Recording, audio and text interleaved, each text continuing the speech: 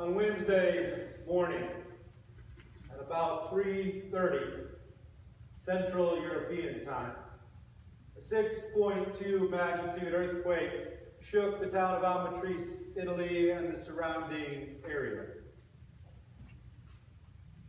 Over the next couple of days, nearly 1,000 aftershocks were felt in the area, some with an intensity as high as 4.8. Well over 200 people, and nearing 300, if it hasn't already passed 300 people, have died. Yesterday there was a mass funeral so Italy could gather and grieve, and perhaps the rest of the world as well. We know that some 3,000 people have been displaced, living in camps, because their homes have been destroyed or rendered unsafe and inhabitable. Have you been watching the news? Reading about the rescues, grieving the loss? And then, Wednesday night, the American University of Afghanistan in Kabul came under attack from a suicide bomber. The day that started with bad news was just getting worse, and it kept coming. 7 or 8 tornadoes tore up Indiana. At the end of the day, many of us may have just felt overwhelmed and exhausted by all of the bad news, as crisis was added to crisis.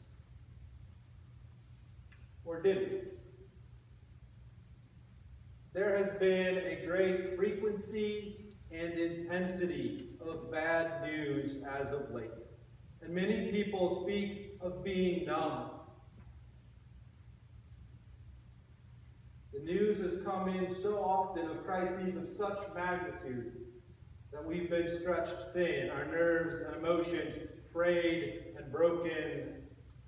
It's hard to even feel overwhelmed anymore. Many in the African American community are using the language of a recent documentary, Staying Woke. I want to be very careful about not misappropriating or inappropriately appropriating this language, but it does speak about a way of being in our world today. Whether or not we want to be awake, it would seem that our world is shaking us awake and demanding that we stay woke. Now, the truth is that most of the time, many of us may prefer to be asleep. We may prefer to live with our own fictions that make our corner of the world more comfortable and easier to bear. We may not want to know the truth. But when reality bites, and we are face to face with the unmanageability of not only the untamed chaos of life, but an untamed divinity, only the comfort of truth will do. Suffering unmasks religion, its useful fictions, and its comforting distractions. But it also drives us to the deep power of religion, to the secret it treasures and protects, to the fragile heart of human togetherness that is always, at some level, a blessed huddling around the fire against the dark companionship. At moments like these, when our hearts are laid bare, only 2 things matter, and in a very important order. First, we need to survive, to get through it. For that, nothing is better than the loving support of friends and family.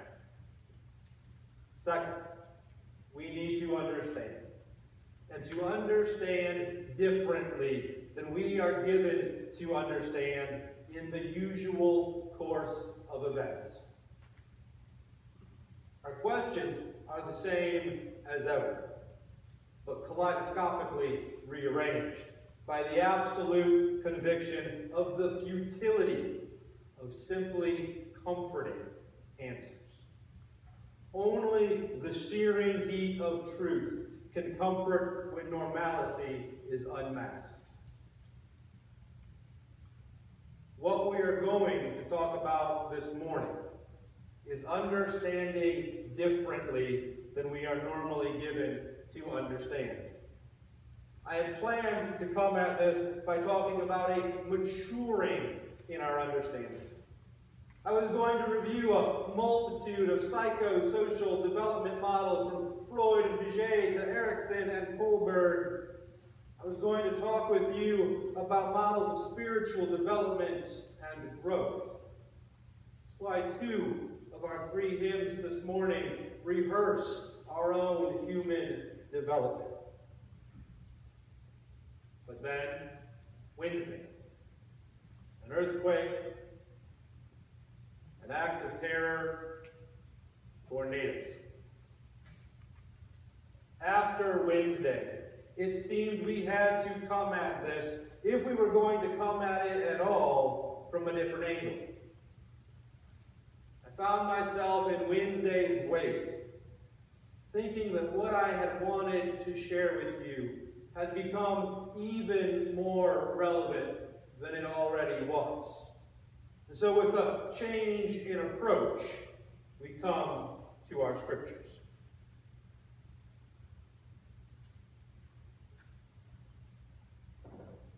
Both the first letter to the Corinthians and the letter to the Hebrews speak condescendingly to their recipients. The readers are described as not able to handle or partake of solid food, but are still drinking milk like infants.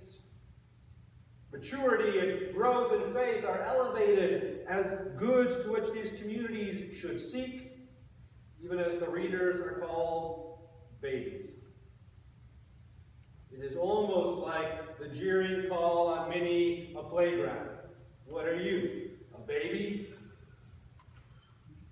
Although the language of milk and food are not used in our passage from the letter to the Ephesians, we again find that growing up and being perfected are a dominant theme.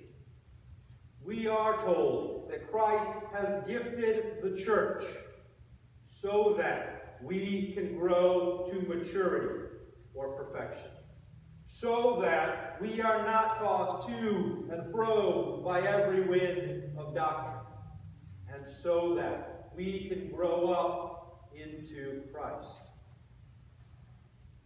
Which is to say that we learn to understand differently, kaleidoscopically, the searing heat of truth, which burns away masks and illusions, and discloses a God who undoes our pretensions to divine knowledge and patiently defies our convenient systems of ideas.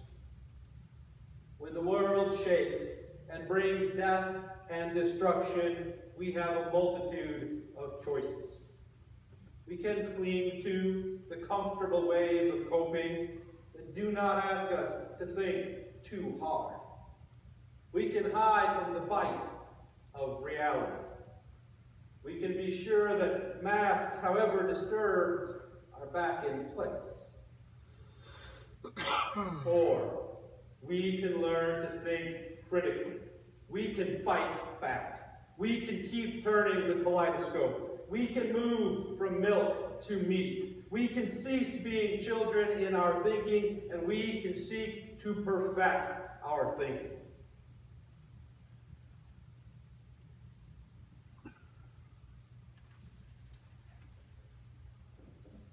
One challenge for us is that thinking is not always understood as integral to growth in grace. It can be seen as irrelevant and unattractive for coping with life. Thinking has often been seen as the enemy of faith.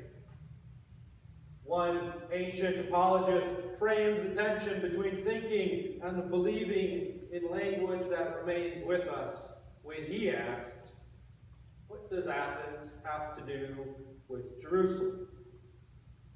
Over the centuries, this tension has been articulated in a variety of terms.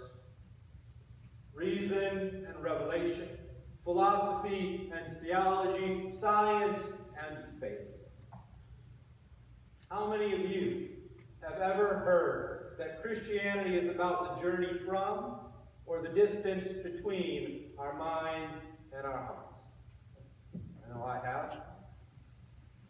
Isn't the point always to move out of our head and into our heart?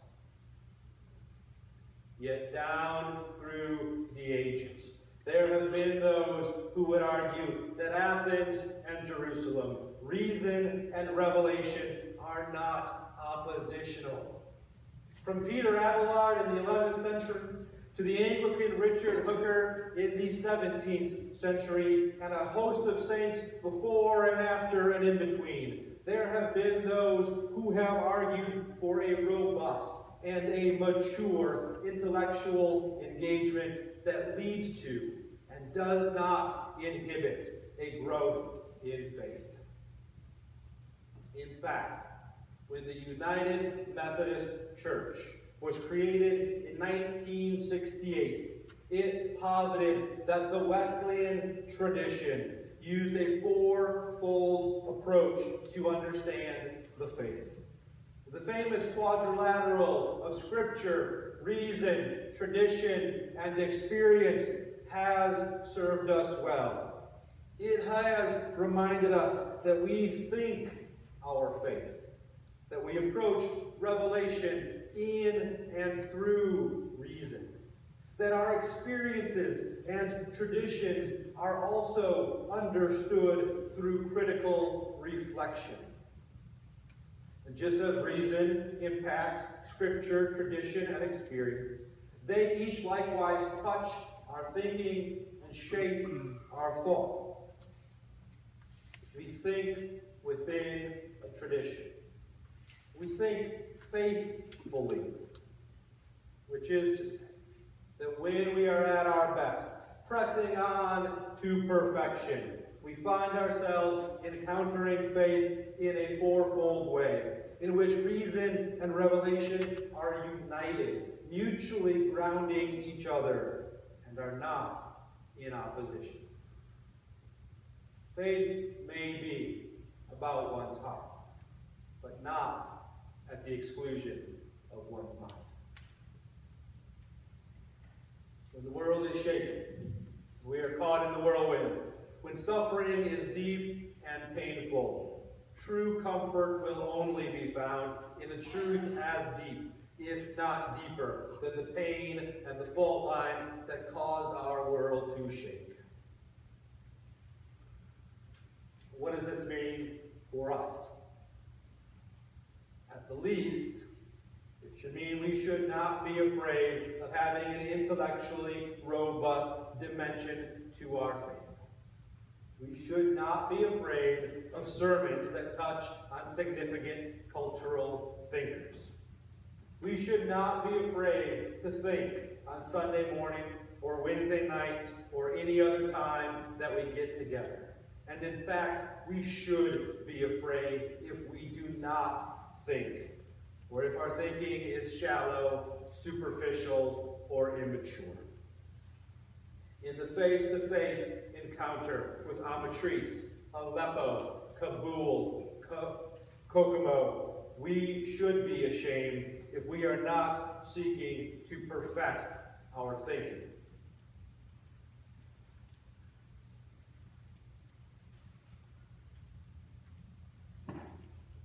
Those of you who know me more than casually have already realized that in some ways, in many ways, this sermon is a personal manifesto. It is an articulation an argument, a defense of my approach to preaching and public ministry. For better or worse, I have a 3-book-a-day philosophy habit, and I can't always keep it out of the pulpit. I inhabit the role of preacher, pastor, chaplain, as a public intellectual. I think and I believe that theology will preach, can be preached. And I am not above using the fabric of theological tomes to quilt together a patchwork sermon. At this point, I would like to tell you another story. And hopefully it will help take this manifesto of mine and turn it into something we can share.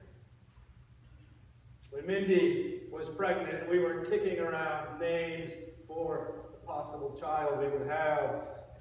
We narrowed down the list and then decided that if it was a boy, we would go with Mindy's first choice. And if it was a girl, we would go with my first choice. So we named our daughter Hannah. See, somewhere along the line, I fell in love with the mind and writing of Hannah Arendt. Borrowing her name for my daughter seemed like some small way of sharing this with her. Even if she never reads any of Arendt's books, and we never get to discuss anything that Arendt has written. In her name, at least, there is a symbolic sharing that is taking place in conscious and unconscious ways. Now, one of the books I hope to discuss with our Hannah someday is the last book Arendt wrote, The Life of the Mind. The book comes from Arendt's presentation of the infamous Gifford Lectures at Aberdeen University, or University of Aberdeen, in 1973 and 1974.